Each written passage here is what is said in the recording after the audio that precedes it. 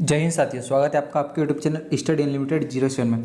दोस्तों आज हम जो है एसएससी जीडी में जो 11 जनवरी को आया था, कब आया था? 11 जनवरी को आया था पेपर। आज उसके जीके के जितने भी क्वेश्चन हैं उसको दोस्तों आज हम कवर करने वाले हैं।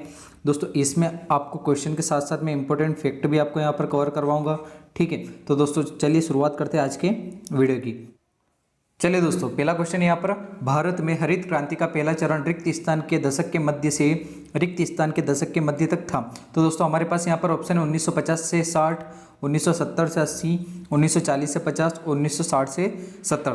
तो दोस्तों जैसे कि आपको पता है कि जो हरित क्रांति उसकी शुरुआत कब से होती है? 1966 से 67 से इसकी शुरुआत होती है, यानी कि इसका दशक कौन सा रहेगा दोस्तों?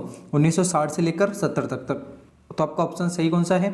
Option number D. और दोस्तों दूसरी बात यह कि इसके जो भारत में जनक कौन थे इसके? M S Swaminathan. कौन थे? M S Swaminathan. कौन थे दोस्तों? M S Swaminathan. दूसरी बात यह कि विश्व में इसके जनक कौन थे? तो वो थे नॉर्मन बोरलॉग। कौन थे? डॉक्टर नॉर्मन बोरलॉग, ठीक है दोस्तों।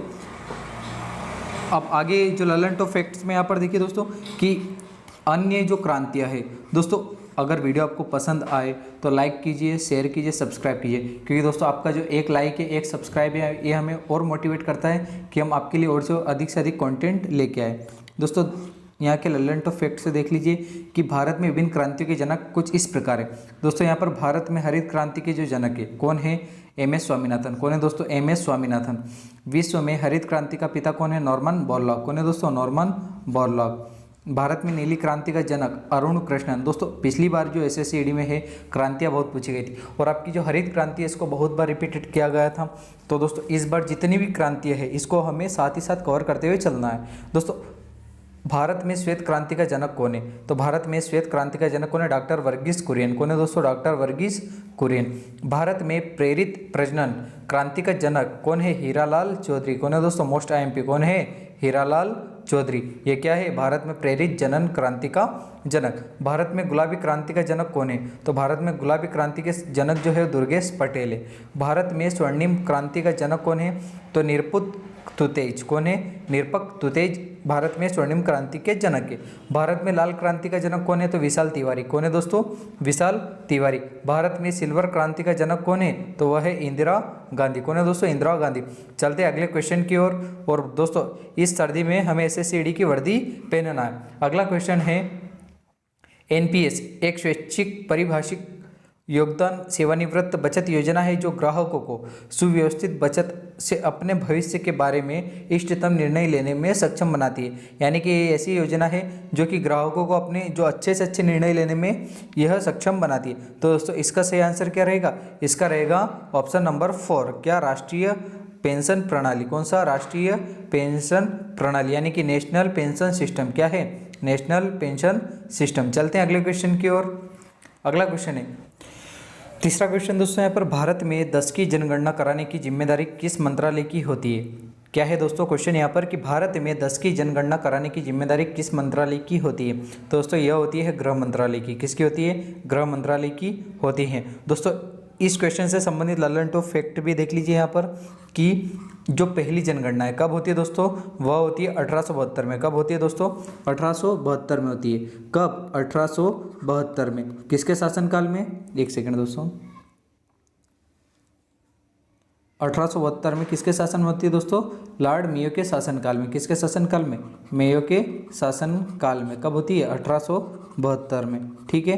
दूसरी बात यह कि पहली 10 की जनगणना आधारित, यानी 10 वर्षों के अंतराल में जो जनगणना होती है वह किसके शासनकाल में होती है? तो दोस्तों 1881 में। कब? 1881 में रिपन के शासनकाल में। किसके शासनकाल में? रिपन के शासनकाल में होती है। दोस्तों मोस्ट आईएमपी यहाँ पर जो रहेगा आपकी 5वीं जनगणना। किस कारण? देखिए बताता हूँ मैं यहाँ पर कि जो 5वीं जनगणना यह 1911 से लेकर 21 में होती है। दोस्तों इस जनगणना में क्या है, यह एकमात्र ऐसी जनगणना थी जिसमें जनसंख्या 0.31% की जो है इसमें ऋणात्मक गिरावट रही है। क्या रही है? 10 की एक गिरावट रही है। और इसको वॉल ऑफ डिवाइड भी कहा जाता है। 2011 की जनगणना कौन सी थी दोस्तों? 15वीं जनगणना थी। कौन सी थी? 15वीं जनगणना थी। और दोस्तों 16वीं जो जनगणना है वह 2021 में होनी थी, लेकिन जो कोरोना महामारी के कारण इसे स्थगित कर दिया गया, यानी कि पोस्टपोन आगे बढ़ा दिया गया है, जो कि 2023 या 24 में होगी। कब होगी? 2023 के अंत और 24 में होगी। ठीक है दोस्तों, आगे देखिए। अगला है 1 मई 2022 से नीति आयोग के नए उपाध्यक्ष के रूप में पदभार किसने संभाला है?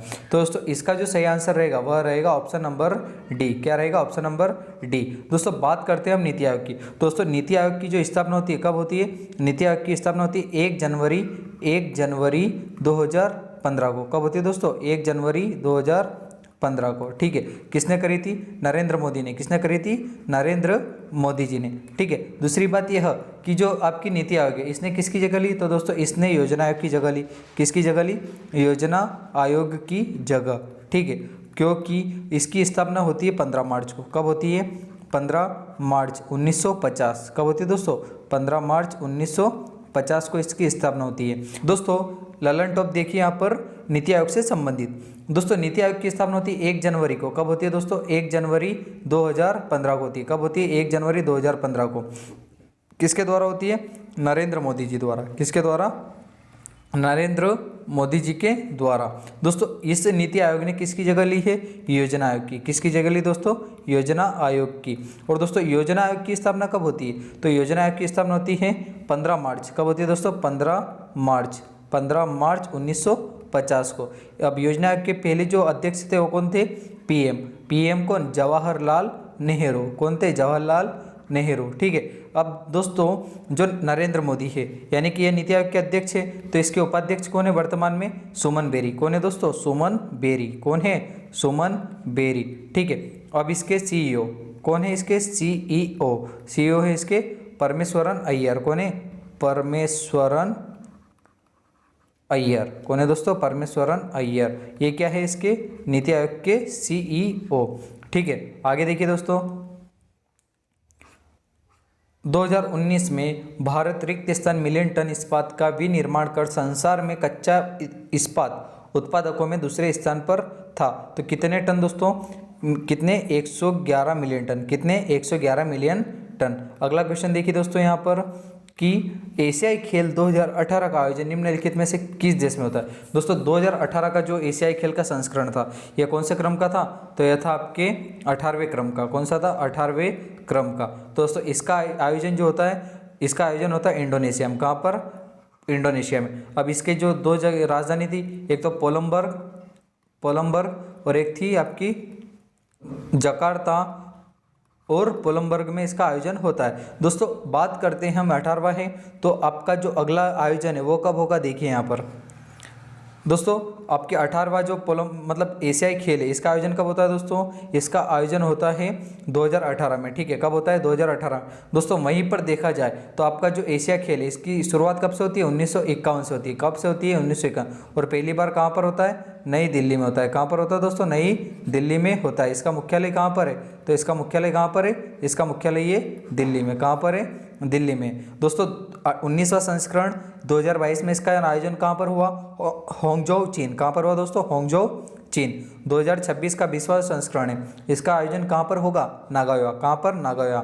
ये कहाँ पर है? जापान में। वहीं पर 2030 में आपका 21वां संस्करण दोहा या रियाद। अब ये कहाँ पर है? कतर और सऊदी अरब में स्थित है। ठीक है दोस्तों, आगे चलते हैं। अगला क्वेश्चन है यहाँ पर, कोशिका आकार का निम्नलिखित में से कौन सा युग्म सही है? दोस्तों यहाँ पर देखिए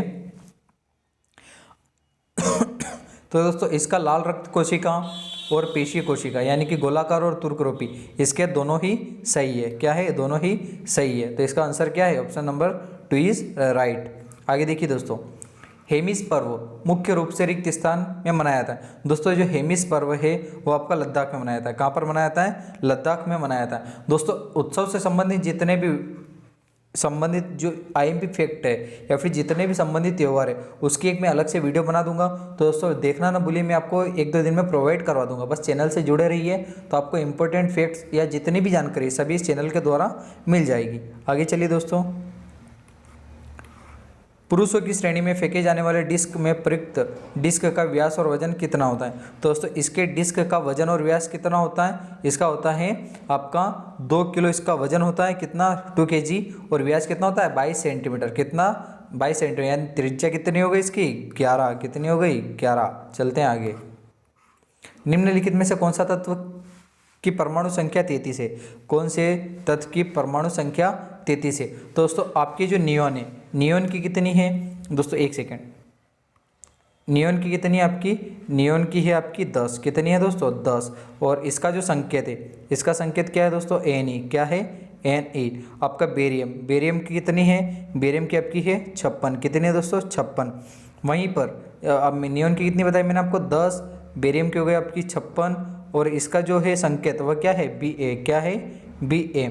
और आपका ऑर्सेनिक, ऑर्सेनिक का परमाणु क्रमांक कितना है 33, और इसका संकेत क्या है दोस्तों As, क्या है As। वहीं पर आयोडीन, आयोडीन का जो संकेत क्या है I, और आयोडीन का परमाणु क्रमांक कितना है, कमेंट में बताना दोस्तों कि आयोडीन का परमाणु क्रमांक कितना है। ठीक है, चलते हैं अगले क्वेश्चन पर। ऊपर से मृदा की तीसरी परत की पहचान कीजिए। ऊपर से मृदा की तीसरी परत, यानी कि कहना यह चाहते हैं कि आपको ऊपर से 3 लेयर दे रखी है, तो आपको इस तीसरी लेयर की पहचान करना है। दोस्तों इसका आंसर जो रहेगा आपका ए, यानी कि अर्ध स्तरीय अपक्षयित आधारित चट्टानें, क्या रहेगा अपक्षयित आधारित चट्टानें। आगे देखिए, निम्नलिखित में से कौन सा कर्तव्य भारतीय संविधान में 42वें संविधान संशोधन द्वारा नहीं जोड़ा गया था। दोस्तों 42वां संविधान संशोधन, इस समय प्रधानमंत्री कौन थी, इंदिरा गांधी, कौन थी इंदिरा गांधी। और ये कब जोड़ा गया था 1976 में, कब जोड़ा गया था 1976 में। अब ऑप्शन देख लीजिए यहाँ पर, भारत की प्रभुता, एकता और अखंडता की रक्षा और उसे अक्षुण्ण रखना, क्या करना, उसे अक्षुण्ण रखना। 6 से 14 वर्ष के आयु के बच्चे या प्रतिपाल्य को शिक्षा के अवसर प्रदान करना, देश की सामाजिक संस्कृति की गौरवशाली परंपरा का महत्व समझाना और इसकी परिरक्षित करना, सार्वजनिक संपत्ति की रक्षा करना और हिंसा से दूर रहना। दोस्तों मौलिक कर्तव्य भी इसमें जोड़े गए थे, क्या जोड़े गए थे, मौलिक कर्तव्य, जो कि किस समिति से संबंधित है, सरदार स्वर्ण सिंह की समिति से संबंधित है। मौलिक कर्तव्य कहाँ से लिए गए हैं, मौलिक कर्तव्य लिए गए आपके रूस से, कहाँ से लिए गए हैं, रूस से लिए गए हैं। दोस्तों इसका जो सही आंसर रहेगा वह रहेगा ऑप्शन नंबर बी, यानी कि 6 से 14 वर्ष, क्या रहेगा 6 से 14 वर्ष की आयु के बीच या प्रतिपाल्य के शिक्षा के अवसर प्रदान करना। तो यह इसमें शामिल नहीं किया गया था, बाकी इसमें तीनों शामिल किए गए थे। कब शामिल हुए थे, 1976 में। आगे देखिए, 13 सितंबर 2022 में भारतीय रिजर्व बैंक द्वारा यस बैंक के गैर कार्यकालिक अंशकालिक अध्यक्ष के रूप में किसे मंजूरी दी गई है। दोस्तों इसका जो सही आंसर है वह है option number B, Radha Subramaniam Gandhi. दोस्तों आरबीआई की स्थापना कब होती है, 1 अप्रैल 1935 को, कब होती है, 1 अप्रैल 1935, 1 अप्रैल 1935। ठीक है, कौन सा आयोग के द्वारा, हिल्टन यंग आयोग द्वारा, कौन सा, हिल्टन यंग आयोग द्वारा। ठीक है, अब इसके जो पहले भारतीय कौन थे गवर्नर, वह थे CD देशमुख, कौन थे, CD देशमुख। आगे चलिए दोस्तों, इसका मुख्यालय कहाँ पर है, तो इसका मुख्यालय है मुंबई में, कहाँ पर है, मुंबई। ठीक है, माया नगरी। आगे देखिए दोस्तों, 1971 के भारत पाक युद्ध के समय कौन सी पंचवर्षीय योजना भारत में चल रही थी। दोस्तों जो 1971 में भारत और पाकिस्तान के मध्य युद्ध होता है, उस समय जो पंचवर्षीय योजना चल रही थी वो कौन सी थी, चौथी पंचवर्षीय योजना थी। ठीक है, अब दोस्तों जो पंचवर्षीय योजना है यह पहली बार कब आयोजित हुई थी, पंचवर्षीय योजना 1951 से 56, कब, 1951 से 56। कुल 12 पंचवर्षीय योजना रही, कितनी, 12, लेकिन इसमें से 12वीं अधूरी है क्योंकि 12 में चालू हुई थी और 17 में खत्म हो गई थी। ठीक है, यहाँ पर क्या है, अगली पंचवर्षीय योजना चालू नहीं हुई। और दोस्तों एक इम्पोर्टेंट चीज़ आपको जो याद रखना है वह है यहाँ पर कि, एक सेकंड, वह है आपने एक नाम सुना होगा, कौन सा नाम, मोटेक सिंह दोस्तों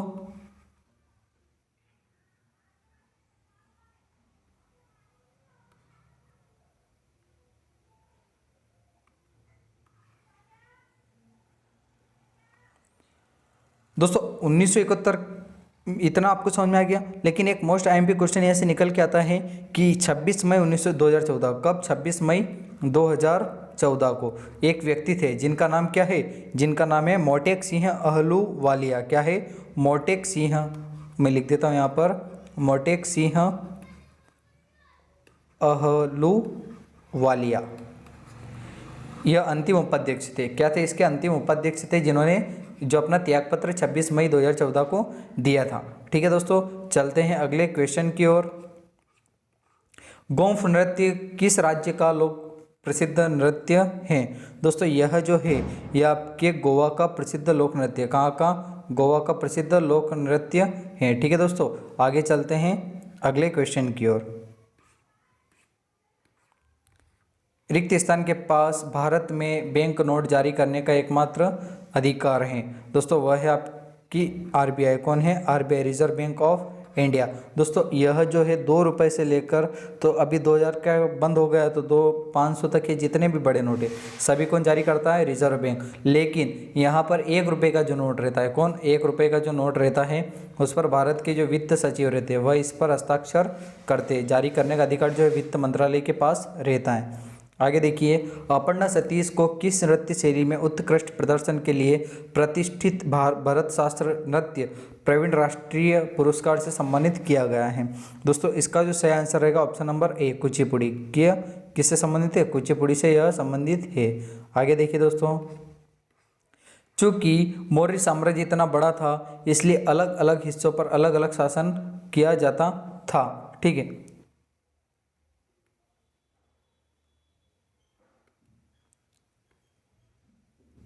किया जाता था। रिक्त स्थान के आसपास के इलाकों पर सम्राट का सीधा नियंत्रण था। दोस्तों इसका सही आंसर रहेगा आपका ऑप्शन नंबर ए, किसका? पाटलिपुत्र, क्योंकि यहाँ पर कौन विराजते थे? राजा विराजते थे, तो यहाँ पर कंट्रोल कौन करते थे? मौर्य साम्राज्य के सम्राट का सीधा नियंत्रण यहाँ पर होता था। आगे देखिए, निम्नलिखित में से क्या राष्ट्रपति पद की उम्मीदवारी के लिए आवश्यक योग्यता नहीं है? दोस्तों इनके लिए जो आवश्यक योग्यता क्या है? उच्च शिक्षा। क्या?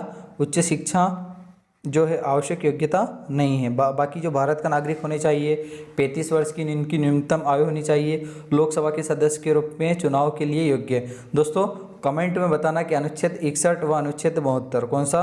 अनुच्छेद 61 व 72 किससे संबंधित है? वह इन दोनों में क्या कार्य है बताना। आगे अंतिम क्वेश्चन है, खलीफा की तत्कालिक शक्तियों की रक्षा के लिए रिक्त स्थान में बंबई में खिलाफत समिति का गठन किया गया था। यह किससे संबंधित था, यानी कि कब किया गया था? दोस्तों यह होता है आपका ऑप्शन नंबर डी, मार्च 1919 में। कब होता है दोस्तों? मार्च 1919 में इसका गठन किया गया था। ठीक है दोस्तों, आप कमेंट में जरूर बताना कि आपको वीडियो कैसा क्या लगा। और दोस्तों अगर आपको वीडियो थोड़ा सा भी अच्छा लगा हो तो जितने भी अपने फ्रेंड्स हैं जो SSC की तैयारी कर रहे हैं उनको वीडियो शेयर अवश्य करेगा। मिलते हैं अगले वीडियो में। जय हिंद।